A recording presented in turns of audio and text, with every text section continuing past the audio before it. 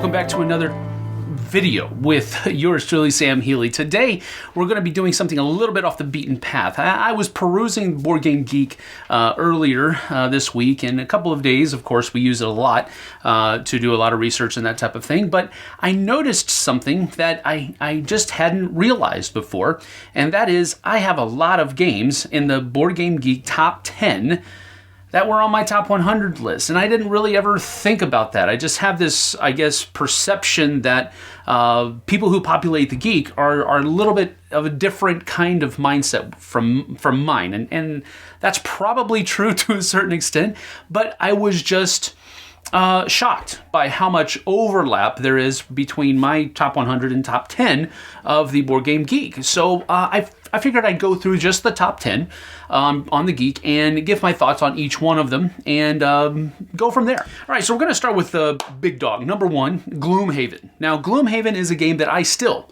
have only played once, and that was way back when it originally came in the doors of the studio, and Tom got a hold of it and just fell in love with it, and he's been playing it solo and all of this kind of stuff, and we, neither Z nor I think, have played this more than that initial time, and I've wanted to get it back to the table, but I just haven't been able to, so I haven't really put it on any other kind of list because I've only got one play under my belt, and honestly, because the system was a little bit more difficult for me to understand and grok on that first play, I wasn't too enamored with it. So I want to play it again so that I can kind of get some more experience with it. There's so many people that like this game.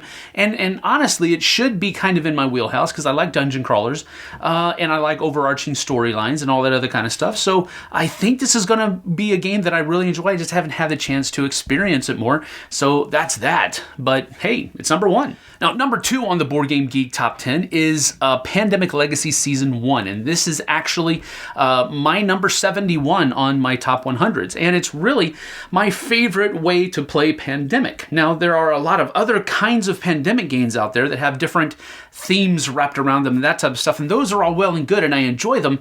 But the storyline, the theme of this one really kind of endears Pandemic to me. And I do like the idea of it being the legacy game that it is, where everything kind of changes and you're stickering up the board and changing this and changing that and ripping up that card and all that kind of stuff. I really enjoy that. And Season 2 was really fun as well. Season 3, I hope, is going to be just as great. So this one is one that is great, and I think it's awesome that it's at number 2. Number 3 is Through the Ages, A New Story of Civilization. Now, this is a reprint or a re-implementation of Through the Ages, A Story of Civilization. It came out in 2006. Now, I did play that one, and I enjoyed it, but man, was it kind of grokky, not really convoluted. It flowed well, but there was just so much going on, and you really had to be able to change your engine over time, and I get that, and I enjoyed it, I liked it, but it was just a little bit too heavy for me. Now, they came out in between that one and the new one. They came out with Roll Through the Ages, the Bronze Age and the Iron Age, and I think there might have been another one in there, but those were the ones I really enjoyed as far as I liked the civilization theme. I just didn't want all of the complexity that Through the Ages offered. So I did like the Roll Through the Ages stuff because of how much lighter it was, but it still had that overarching civilization theme. So I enjoy this game. It just didn't make my top 100 because it's just a little bit too much for what I want in a game. So I do like it. I think it's great that it's so high, number 3 on BGG's top 10, but just not my cup of tea. Number 4 is Terraforming Mars. Now, I've had more than a few plays of this, and it is a game that I really enjoy, but it is a little complex, and it does have a lot going on within it, but it's probably still on the middle or maybe even light mid version or level of complexity for a Euro game. So I like it. It's fun. Now, I've made the mistake of playing it with all of its expansions, and that was the most recent play that I have of it. And that probably was just not a very wise choice. You just shouldn't do that. There's just too much there. So I would shy away from doing that. But the base game and using one or two of the modules, modular expansions, I think is a great experience, and I think it's good. This would probably be in my top 150. In the next 50 after my top 100 is probably where it would fall. I do enjoy the game, and I think it is good, but just missed my top 100. That's all. But it's a great game. Number 5 on the Geeks top 10 is my number 63. It's Twilight Struggle. Now, this is a great two-player game from GMT, and it is one of the most historically thematic games that I've ever played. All of the cards that you're using for different operations points and all that kind of stuff, and all of the history that's packed onto each one of those cards and within the game, and how well it kind of exemplifies that Cold War era in our world. Just an amazingly well-themed game, and I really enjoy it. So it's been on my top 100 for a while, and I don't think it's ever going to slip off because it's just a great historically thematic game. So I think it's awesome that it's number 5 on the Geeks top 10. So there you go.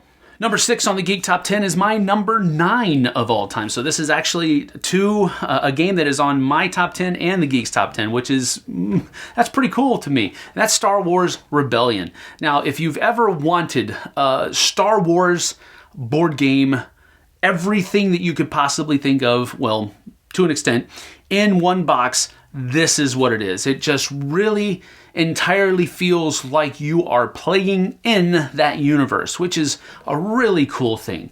The mechanisms that they employ, how the overarching goal of each side, the Empire and the Rebellion, that's just exactly what Star Wars feels like. And that's why I've always called it Star Wars in a box, because that's exactly how it feels.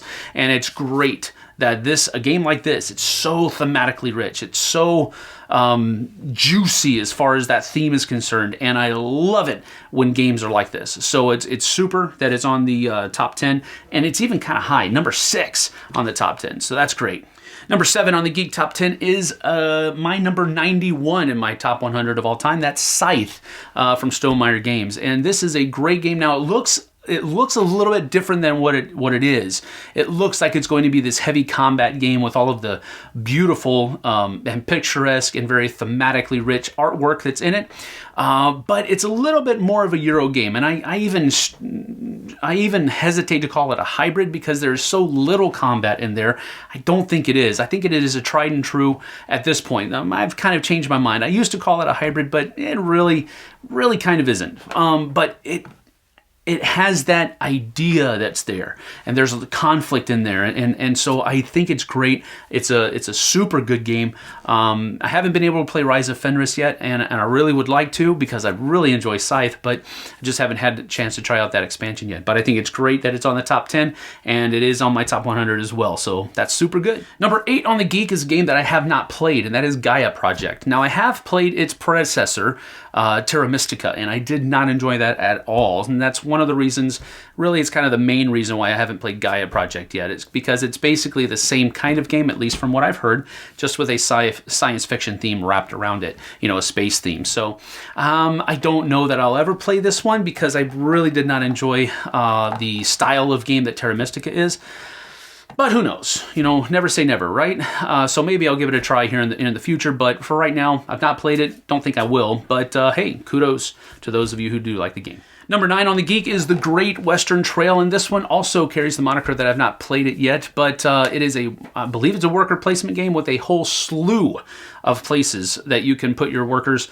I love worker placement, but at the same time, there might be just too much there for me to really want to get into it. And that's probably why I just haven't played it yet, because I've had a lot of people say how heavy it is, how many different choices you have to go to, and I really don't thrive in those kinds of situations. I like a lot of choices, but I like them a little bit more restricted than what Great Western Trail has to offer. So I've not played it yet, but again, like I said, never say never. It's not that I don't want to try it, I just haven't been able to yet. But hey, like I said, kudos to those who like it. Number 9 out of over 10,000, almost 11,000 games. That's pretty good. So number 10 on the Geeks Top 10 is Twilight Imperium 4. Now this is really kind of what made me want to do this video, because I had no clue that Twilight Imperium 4th edition was this high on the thing. I just noticed it today, as a matter of fact, and that is number 2 on my top 10, top 100 of all time. So this is the second game out of, so 2 out of 8 of these games were actually on my top 10 as well, and I thought that, I didn't know that was there. So I think it's great that Twilight Imperium 4th edition is this high in the geek, because it tells me a couple of things. First of all, it tells me that a lot of people do think that this is a great game. Second of all, it tells me that it has actually won over a lot of the 3rd edition players. Not that they don't enjoy 3rd edition anymore, but they've seen that, I think at least, that 4th edition is really a great next step or evolution of this franchise, so to speak. So I think it's great that Twilight Imperium 4 is on the top 10 on the geek. That's super good. It's not that I feel validated or anything like that. I just think it's great that this game that I really do enjoy, and I've really enjoyed it for a long time now, is that high on the geek. So that's it for my thoughts, I guess you could say, on the Board Game Geek Top 10. I hope that you enjoy the video. Thanks for joining me here. I certainly appreciate it, and we'll see you guys and gals on the flip side. Take care now.